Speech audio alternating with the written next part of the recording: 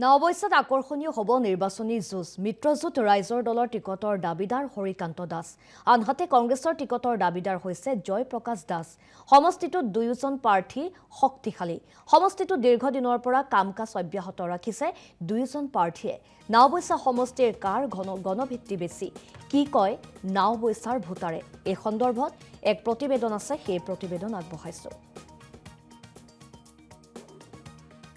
হয় বৰ্তমান নিৰ্বাচনৰ বতৰ আৰু এই নিৰ্বাচনৰ বতৰত বিশেষকৈ নৱবৈশা সমষ্টিত সাধাৰণ ভোটাৰসকলৰ মনৰ কি ভাৱ আৰু নৱবৈশা সমষ্টিত যি ৰাইজৰ দল আৰু কংগ্ৰেছ এই দুই দলৰ ভিতৰত যি টিকট লৈ পিনে যি চৰ্চা চলি আছে বা ৰাইজৰ দলৰ যি টিকটৰ প্ৰয়োজন বুলি কৈ আছে বা কংগ্ৰেছ দলত টিকটৰ প্ৰয়োজন বুলি কৈ আছে এতিয়া এই সন্দৰ্ভত নৱবৈশা সমষ্টিৰ সাধাৰণ ভোটাৰে কি কয় আমি ভোটাৰৰ ঘৰে ঘৰে যাব চেষ্টা কৰিম আমাৰ অসম লাইভ 24 ভোটাৰৰ ঘৰে ঘৰে গৈ আচলতে এই সন্দৰ্ভত কিছু মন্তব্য ল'বলৈ চেষ্টা কৰিম সাধাৰণ ভোটাৰৰ মনৰ কি ভাৱ নৱবৈশা সমষ্টিত ৰাইজৰ দলে টিকট পালে জয় নিশ্চিত হ'ব বা কংগ্ৰেছে টিকট পালে জয় নিশ্চিত হ'ব সাধাৰণ ভোটাৰসকলৰ মনত কি কয় কোনফালে গতি কৰিছে সাধাৰণ ভোটাৰসমূহ এই সন্দৰ্ভত কিছু মন্তব্য ল'বলৈ চেষ্টা কৰিম আৰু মোৰ লগত দুইগৰাকী ব্যক্তি আছে মই প্ৰথমে এই গৰাকীকেইজনৰ মন্তব্য ল'বলৈ চেষ্টা কৰিম লগত মিলাদি থাকিলেহে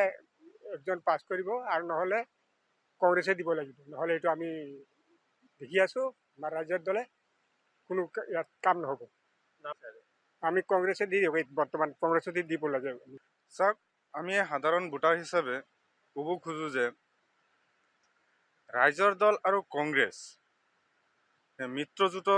মিত্ৰজোঁটত যি বন্ধন হৈছে এই বন্ধনত যদি ৰাইজৰ দল আৰু কংগ্ৰেছৰ মাজত যদি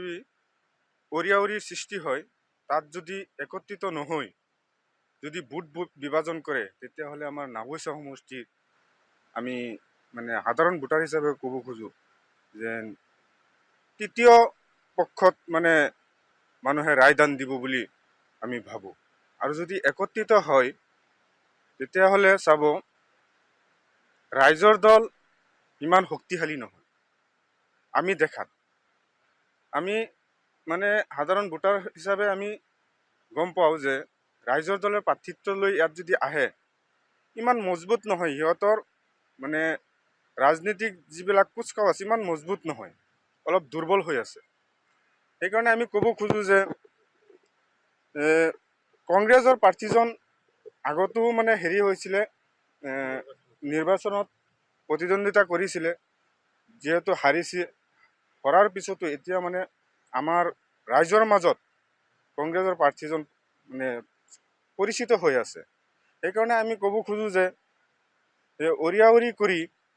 ৰাইজৰ দল আৰু কংগ্ৰেছে অৰিয়াঅৰি কৰি আমাৰ তৃতীয় পক্ষক যাতে সুবিধা কৰি নিদিয়ে সেইকাৰণে ৰাইজৰ দল আৰু কংগ্ৰেছৰ মিত্ৰতাৰ মাজত এজন প্ৰতিনিধি আমাক দি আমাৰ সাধাৰণ ভোটাৰসকলক যাতে ভোটদান কৰিবৰ বাবে সুবিধা কৰি দিয়ে